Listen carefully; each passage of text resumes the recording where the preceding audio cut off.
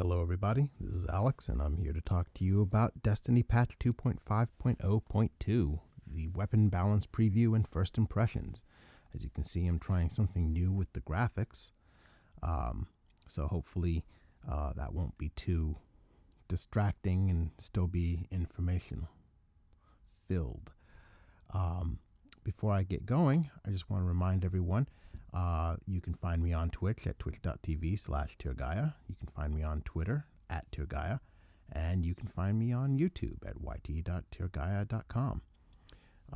Please like and subscribe, especially on my YouTube, because then I'll be able to get a proper YouTube user URL instead of having to use a website to redirect. Super helpful. Helps me get the word out, helps me get this content out to more people.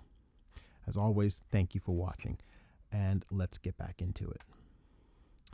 So, moving on here, the first thing that they talked about was shotguns. Everyone is all in love with the shotguns. So, there's a lot of big changes. Number one, they eliminated aim assist from hipfire. So when you're hip firing your shotgun, there's no aim assistance. You have to use your reticle and get the reticle onto the target. Best thing to do is put it right on the chest. They have decreased the in-air accuracy of shotguns, so you can't be hopping around and shooting people like a bunny. And they have removed precision damage except for the chaperone and universal remote. To counterbalance this removal of precision damage, they have added a 20% damage buff in PvE. Not PvP, just PvE. And also, in order to address the god roll of the Matador Party Crasher archetype, they have 25% slower ADS when using rangefinder. Now, all of these changes are about moving, getting players to move and get you close to your target. So they buffed movement / agility, which is really, as you see in parenthesis, them removing an agility debuff. All right, moving on. What are the effects? That's what most of these part 2s are going to be about. Shotguns are now more of a surprise / ambush weapon. That means that you're going to have to play smart. You're going to have to trick the people that you're playing against into letting you into shotgun range or find them unaware. That's what the next line means. Players must learn to generate surprise. There are lots of tactics you can use, like unique vertical positioning, baiting corners and baiting doorways that will surprise opponents. Overall, this will require more skill when shotgunning aggressively. You have to learn how to approach without exposing yourself to fire. Players must have gun skill, especially in hipfire. You have to put your reticle on target. It's not going to help you. That's going to be really hard for a lot of players. But if you are accustomed to ADS, and you will not be affected too much by that. Players must anticipate more. Remember, rangefinder is still a part of the god roll for most shotguns. So you're going to have to, because ADS is slower, you're going to have to be able to anticipate more when it will be the right time to pull the trigger and be ADSing a little bit before you want to be pulling the trigger. You're not going to be able to snap in and pull the trigger. Quick draw, Ophidian aspects are going to be really useful. Snapshot will be more useful now if you want to use it in combination with rangefinder, but you're going to have to give up something. The next point, routes will need to be selected to be in better cover. Okay. Again, this is all about moving in a way that will not expose you to fire. Now, there is a bad side to all these changes. It may inspire shotgun camping. it's really hard to learn how to generate surprise and how to catch people unaware with the radar and Destiny and everything else. So a lot of players will resort to hiding in a corner and waiting for you to try to go from A to B and popping you. You're going to have to learn to deal with campers. It is possible. Campers are actually easy to deal with if you put some thought into it. All right, moving on. Pulse rifles. The 77 rate of fire 4-impact pulse rifles will have their fire rate nerfed about 7.7%, and their magazine sizes will be reduced by about 6 shots. This affects the Clever Dragon, the Waltz, and the Grasp of Malik. 59 rate of fire / 30 impact pulsive rifles will get a 5.3 buff to fire rate. This is pulse rifles like the Spare Change and the Parthian Shot. Overall, across all pulse rifles, flinch and high caliber rounds effectiveness will be reduced. And for all pulse rifles, in-air accuracy is increased. Overall, pulse rifles will remain solid. Fast-firing pulses won't be able to challenge snipers as well, and will have some trouble with double kills because of the reduced magazine size. However, those 59 rate of fire 30 impact pulse rifles, they're capable of 2 burst kills if you get all 6 shots on the head, and they're going to be a lot more competitive because the slightly faster rate of fire will be just enough to let you get a 3rd pulse in sometimes if you miss, because the problem typically has been that you needed to get 2 pulses and all shots had to be critical hits in order to get a competitive time to kill. But with this change, it should be you should be able to get a 3rd pulse off, especially in a strafing fight. However, they will still demand accurate shooting and will remain relatively unforgiving. All right, let's move on. Auto rifles. In general, auto rifles are getting a buff. Low rate of fire, high impact autos will get a base damage increase. That's your Suros Regime, the Genesis Chain, Shadow Price, weapons like that. You see the numbers: rate of fire 77, high impact of 28. Now, all auto rifles are getting a buff to the critical hit damage. The critical hit multiplier is increased from 1.25 to 1.3. Doesn't sound like a lot, but if you're hosing someone down with a Doctrine of Passing and all of your shots are headshots, you're going to really get a much faster time to kill. Now, for most weapons, we're going to see, again, this in-air accuracy increased. So while they're trying to discourage the bunny hopping with the shotguns, they're trying to, I won't say encourage it, but they're trying to let it be more practical as at least a way to start an engagement from a unique position with the other primary weapon types. So overall, here we are at part 2. What's the effect? Autos will be more competitive. Fast rate of fire, auto rifles won't feel too different unless you get the headshots. One of the things that a lot of players have done with these weapons is, you get the Doctrine of Passing, the body shot time to kill isn't too different than the headshot time to kill. So people come in and they shoot for the chest. Some get on the head, great, but they just try to hose people down. But if you are a person who can consistently get a stream of headshots on your opponent, they're going to kill a bit faster. Slow rate of fire auto rifles, like the Suros Regime, will have a lower TTK.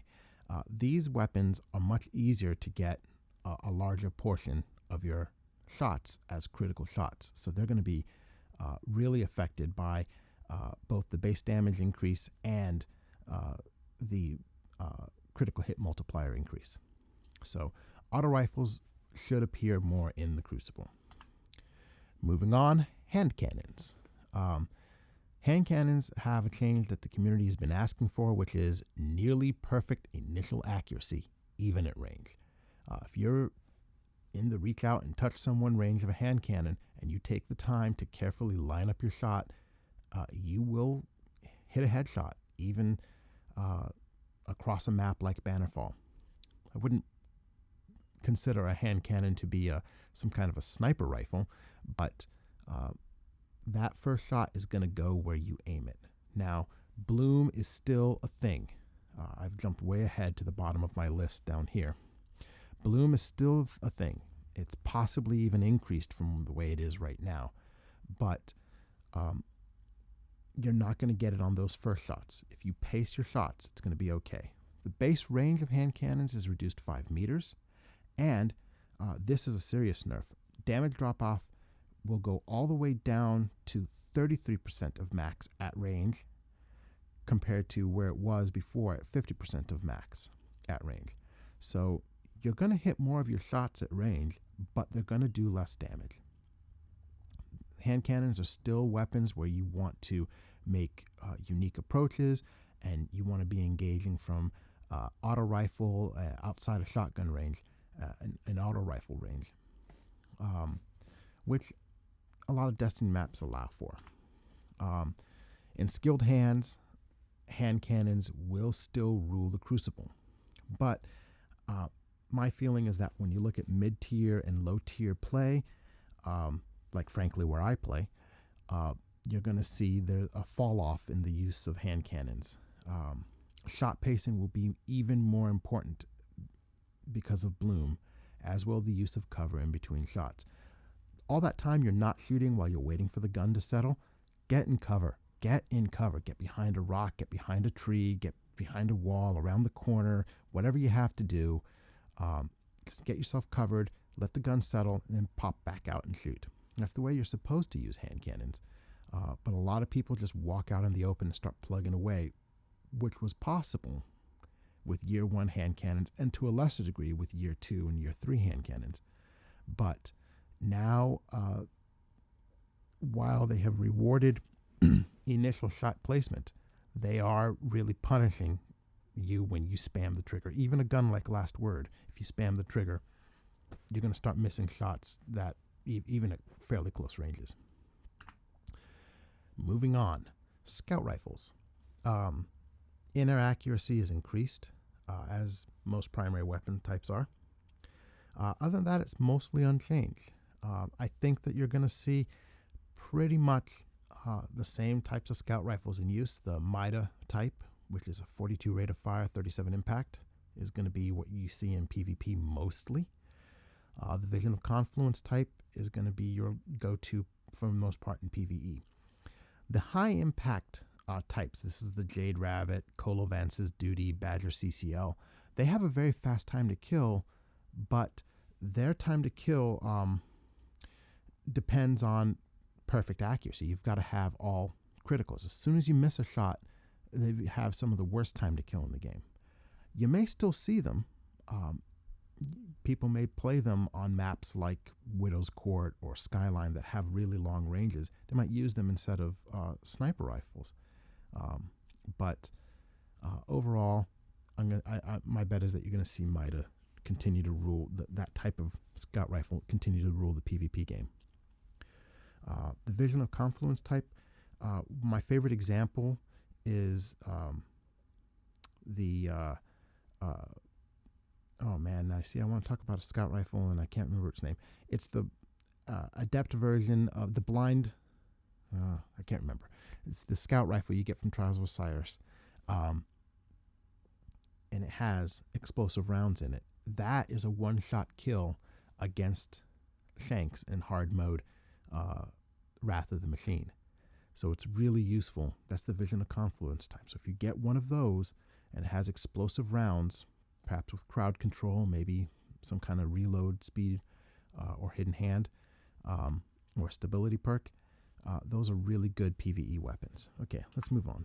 Oops. Special ammo changes. This is probably one of the biggest parts of what we're going on with.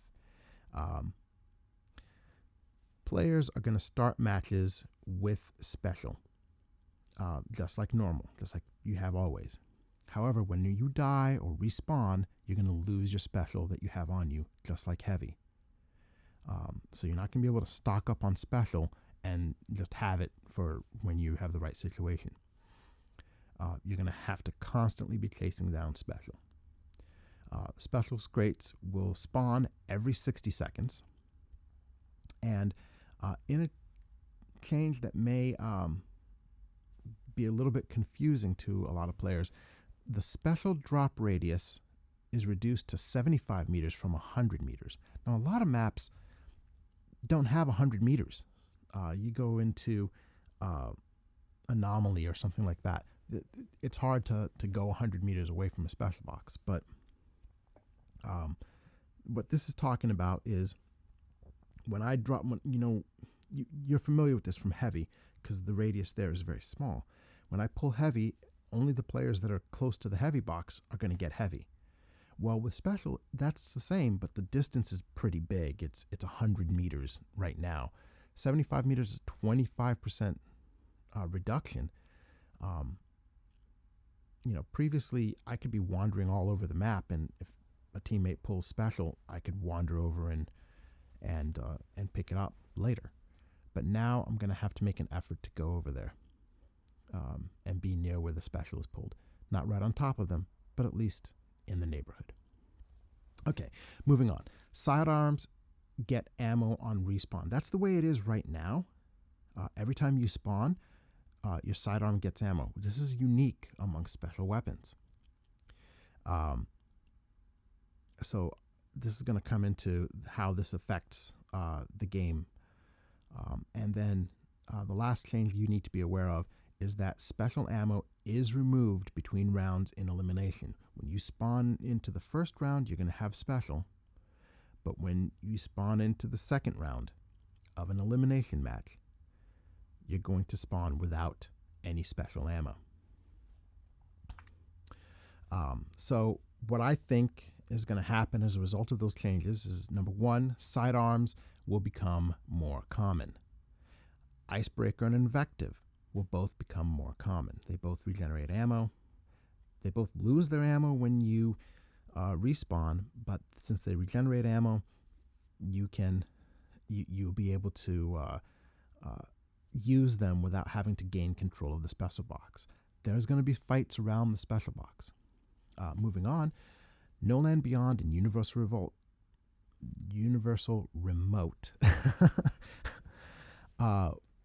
could be dominant, I wrote, because their ammo will persist. So if you are comfortable with either of those weapons, perhaps in combination with a sidearm, you may see a lot more use of those, because with No Land, you're going to have ammo. You die, you still have ammo. You got a sidearm equipped in your special slot, you have ammo for your primary and special every time you respawn. Same thing for Universal Remote. And if you're able to pick your engagement ranges and control that properly, that could be a very powerful combination. Overall, however, in my opinion, No Land Beyond is a little difficult to use.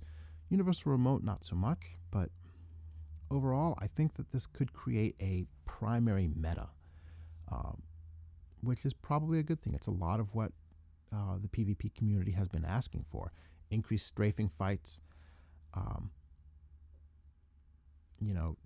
more gun skill, more, bobbing and weaving and using cover, more of the stuff that you think is part of a first-person shooter. There's a downside. This special ammo change could slow down game types like elimination, where heavy can have an outsized impact. I wrote heavy, I said heavy because I'm reading it, but what I mean is special. You go into elimination, and a lot of times you get a wrecking ball in the first 30 seconds. It's 3 shotguns. With this special ammo economy change, that could really slow down. It could create a camping situation. It could create people trying to wait. And in combination with what a lot of PvPers complain about, the Scories artifact, the memory of Scory, it can create a real campy, slow play style for some of these game types. All right, class changes. The Hunter. The Blade Dancer has the most changes. Let's deal with that second.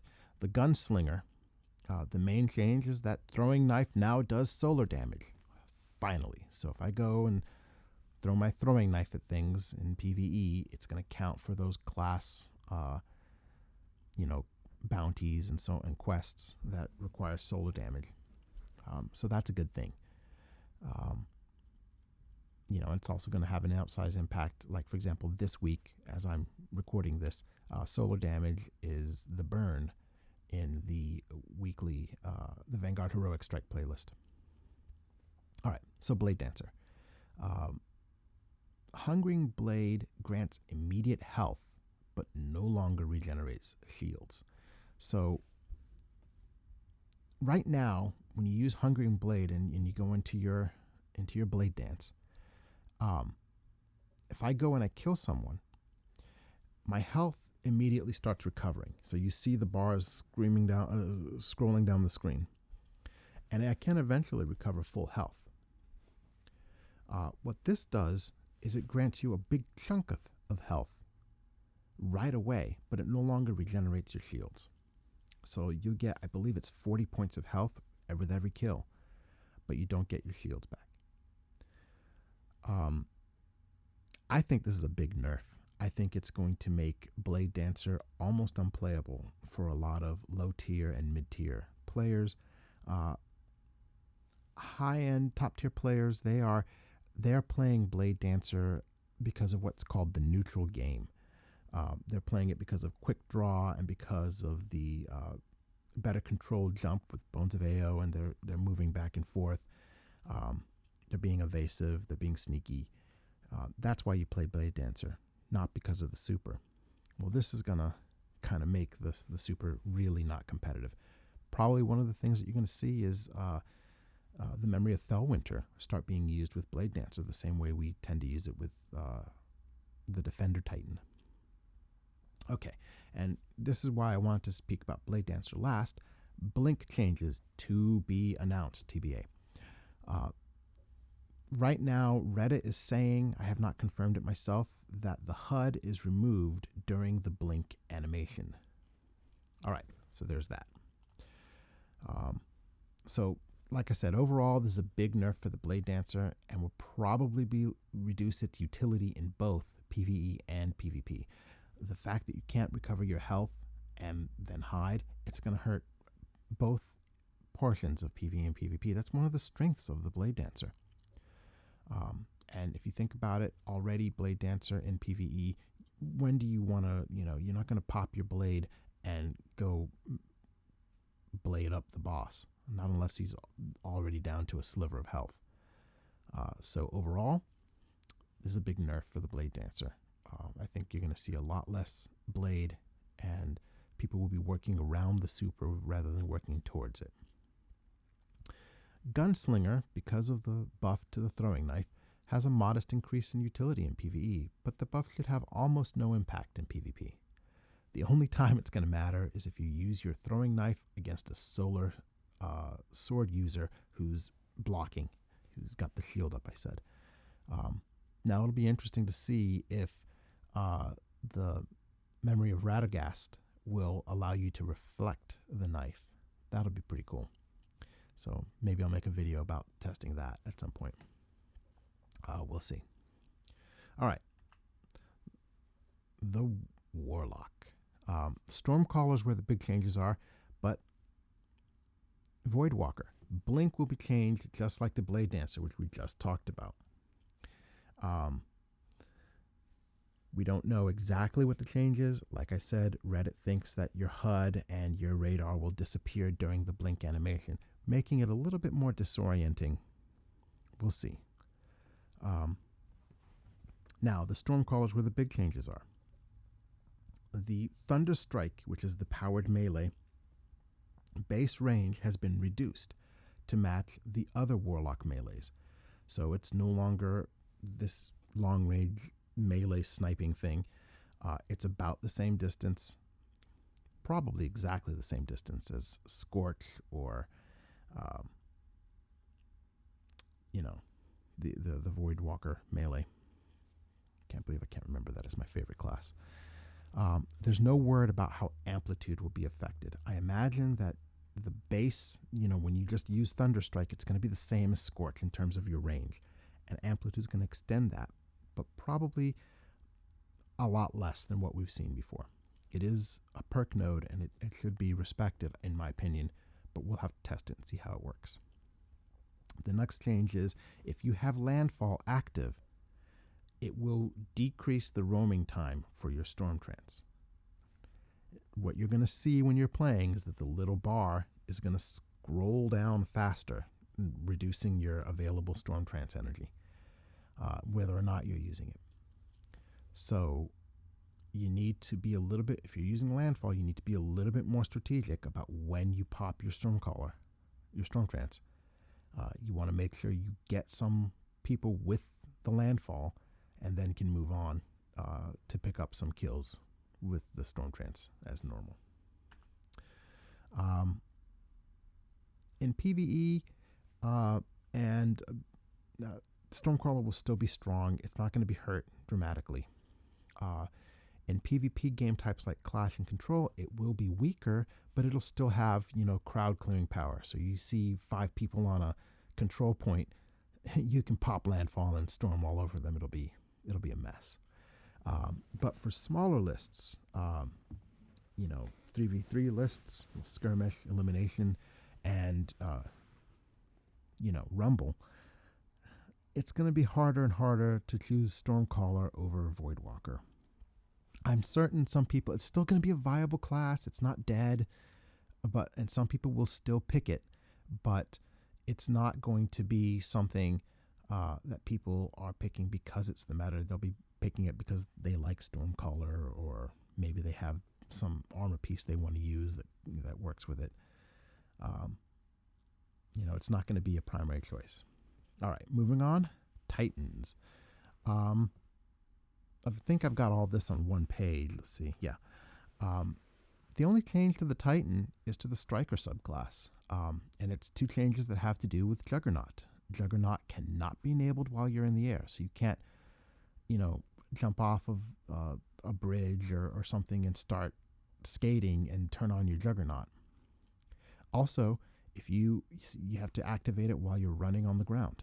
Also, if you are in the air too long, so I've activated it on the ground and I jump in the air and start skating, Juggernaut will deactivate if you're in the air too long. I wasn't able to measure the time, but it looked to be about a half second. So it's pretty quick. I actually thought it could be a little quicker, but there's a lot of playtesting that goes into that. We'll see how it plays. So what's the net effect here? Basically, the shotgun apes will have to learn some tactics. By this, I mean, you've seen them. The people who see you all the way across a map and they start skating towards you with Juggernaut Shield, and they just skate right towards you. And they're basically depending on the Juggernaut Shield to suck up all the damage you can put at them and get them into shotgun range. Well, with Juggernaut being nerfed and shotgun range being nerfed and being able to use shotguns from the air being nerfed and ADS being nerfed, that's no longer going to work. Again, you're going to have to learn to make approaches through cover. There's a lot of cover on Destiny PvP maps. So you're going to have to learn how to use them. And if you learn how to generate surprise, we talked about this in the shotguns, if you learn how to move through cover and generate surprise, you can still be really effective with a Striker Titan and shotguns. It's going to be very strong still. As I note here at the end, those who already play with this style with skill will hardly notice a difference. But for a lot of players, this is going to be there's going to be a learning curve now. All right, moving on. Exotics. They were only mentioned briefly. More details will come. Young Wolf's Howl, which is the exotic solar sword you get from the Rise of Iron, is getting a buff that reduces ammo used in the heavy attack, the R2 / left trigger attack, the R2 for PlayStation and left trigger for Xbox. Not left trigger, right trigger. Man, I need to go to sleep or something. Anyhow, so that hopefully will let that weapon see more play.